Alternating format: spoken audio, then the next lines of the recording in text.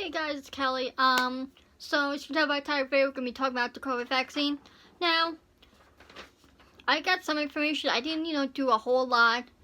I did find some good stuff that I encourage you guys to do your own research because there's just so much, and I just wanted to really focus on some of the more important points. And yeah. So number one, now for development of a vaccine, it could take years for a vaccine, especially when they involve new technologies that haven't been tested safely or adopted to allow for mass production. So, and I feel like most vaccines usually do. I believe the flu probably, took a couple years, I think my mom said, but they just did this in a matter of a couple months. So again, you gotta take that into consideration. And it gets administered in 2 doses, so you get 1 dose, and then about 3 weeks later you get the second, which I don't understand why. That they didn't really say why, but I'm sure you could probably look it up if you want to know. And it's not like the flu vaccine. So in one trial participant, after the second dose, woke up with chills so bad, he was shaking so bad he ended up cracking his tooth, and they even hurt him to lay in the bed. So other experiments, headache and fatigue. That was just one person's vaccine. US biotech firm vaccine. Both vaccines pretty much can cause mild flu symptoms like muscle pain, chills, and headache. So, think about it this way. That doesn't happen with the flu. My mom did get like a mild fever, but she took medicine a few hours later, she was fine. But you can't get the flu from the flu vaccine, so. But yeah, you can get COVID from the COVID vaccine. At least that's how they're making it seem. There's COVID symptoms, that's still COVID if you think about it. But, not technically, but kind of. In the amount of each doses the state is getting is less than they expected. Alabama and Alaska are planning to vaccinate healthcare workers and long-term residents at the same time, while in Pennsylvania the vaccine will first go to healthcare workers. So, that's kind of what they're going to do, since it seems like they're only going to have a limited supply.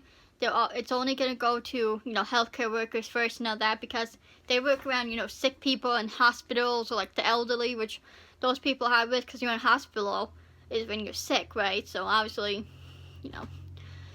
And guys, so if that's the case and only have limited vaccines, please do not get one if you're not high risk. Please let the people who are high risk get it before you, because they're the ones who it can actually kill. If you're completely healthy, have no health issues, and if you do get it, then you'll most likely be fine.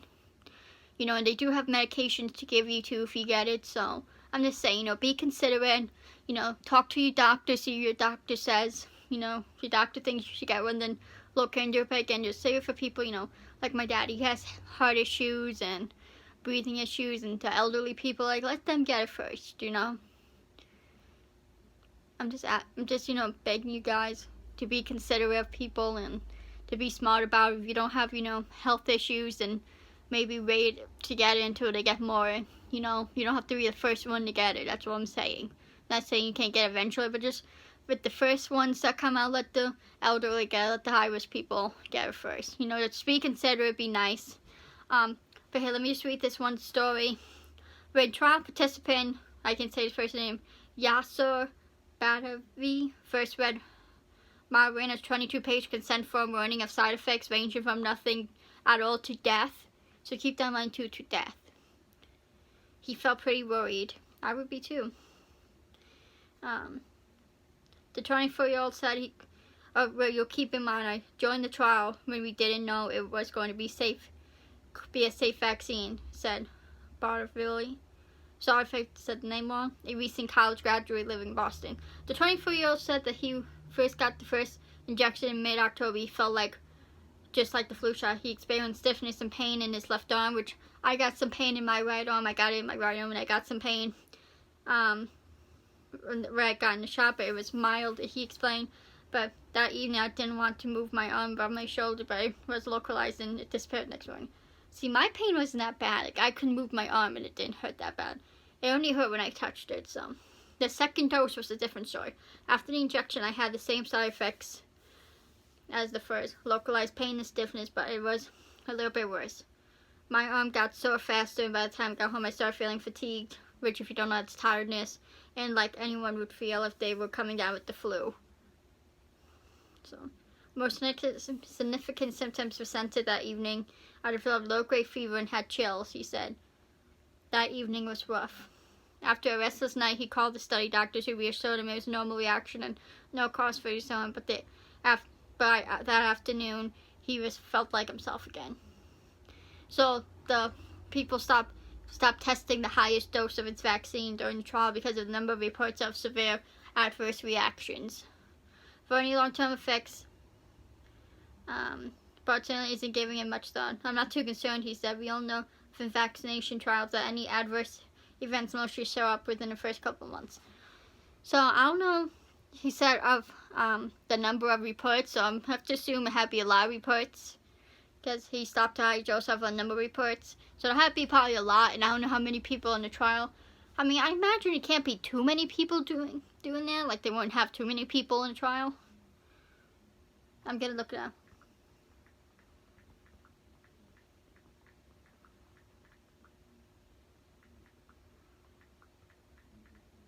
Vaccine trial.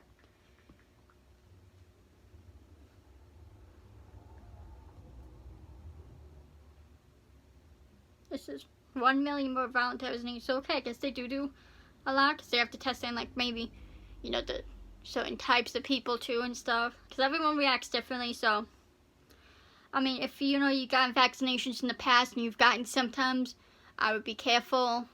You know, and I heard with the vaccine that like every year with the flu vaccine they was changing up, putting like different antibodies in it. So I'm just saying, if you guys are, you know, completely healthy, no health issues, you do not have to get it the first round, you know, vaccines. You could wait until the second round.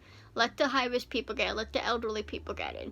Because those are the people who can die. The healthy people with no health issues, they do have a small chance of dying, but the likelihood of it is very low. So I'm just saying, be considerate, be nice. You can save lives that way. And yeah. But my thoughts on the vaccine, I'm not going to get it, at least for right now. Because with it being new, I want to see, you know, how it goes down, if it really helps, you know, like how much it really helps, because I don't know. And I'm not too worried about getting, because like I said, I've heard with the flu vaccine, it does increase your chance, or decrease, one of the decreases. I'm stupid. No, I'm kidding, but it decreases your chance of getting it. I can look it up now. I mean, that's what I've heard.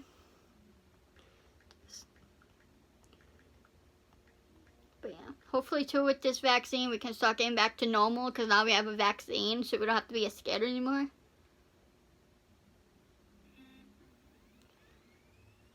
Decrease.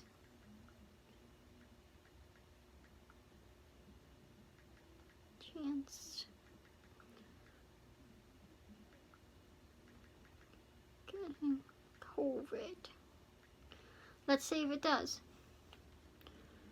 Will flu shot protect against developing a severe case of COVID-19? While the flu shot won't prevent or reduce severity of COVID-19, public health authorities strongly advise everyone to get their annual flu shot. In addition to preventing mitigating the severity of the flu, the vaccine may simplify the evacuation of patients during the flu season who may have more consideration.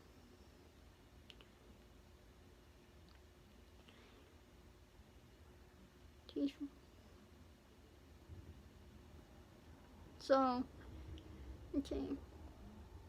But, I mean, if you think about it, though, the symptoms of COVID are literally, majority of them, like probably 95% of them, are the same as the flu.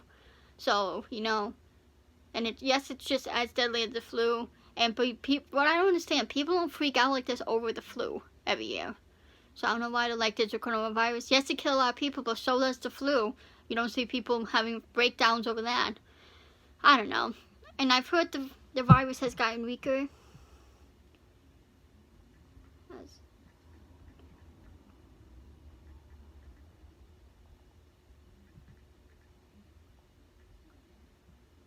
Gotten milder. Let's see. Coronavirus infections could be getting milder. Coronavirus infections have gotten milder over time, studies suggest. Infections have gotten milder with time, suggest study. So, and that's like a good sign too if the virus is get mild, you know. So I wouldn't be too concerned anymore. Again, please talk to your doctor. Please be considerate. You know, let the high-risk people get it first, you know, especially if they're only getting, you know, only limited supply. Just be considerate, you know, help save lives that way. Because, you know, we don't want this spread. We don't, you know, want deaths from it, you know. Just, guys, please consider, please think this over before you decide to get one. You know, does it really trump, you know, were you getting the vaccine and you not getting it, you know, does that triumph, or does that, you know, is that more, I don't know how you say, like, okay, if it's, you know, a million people, more, you know, so many, like, elderly people and high-risk people dying from it, you know, is that less important than you not getting it? You know, I'm just saying, do the selfless thing here, people. You're not high risk, please just not get it, at least for right now. You know, once no more supplies come out, because it is a new thing, so they don't have limited right now. But once more come out, then yeah, get it, but let the high risk people get it first. Please, I'm begging you guys, do the right thing here, be considerate. You can save lives that way, you know. And if you have health issues and you're not sure you can get it, talk to your doctor, you know. I'm asking you guys, you know, if there's only a limited supply, just be smart about it. Anyways, love you guys so much. Let me know your thoughts. You guys planning, any of you guys, you know, thinking about getting one.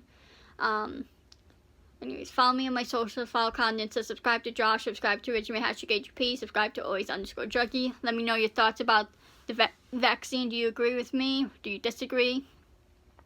Like, do you agree that, you know, the high-risk people and elderly people should get it first? Let me know your thoughts, and yeah, I love you guys so much, my animals. And I advise you to really talk to your doctors about it, because you may think, you know, you need to get one, but maybe your doctor don't think so. I mean, I'm sure doctors would probably say you should just to be safe, but if you're not high risk, just please consider it. Anyways, love you guys so much, and I'll see you in the next video. Peace.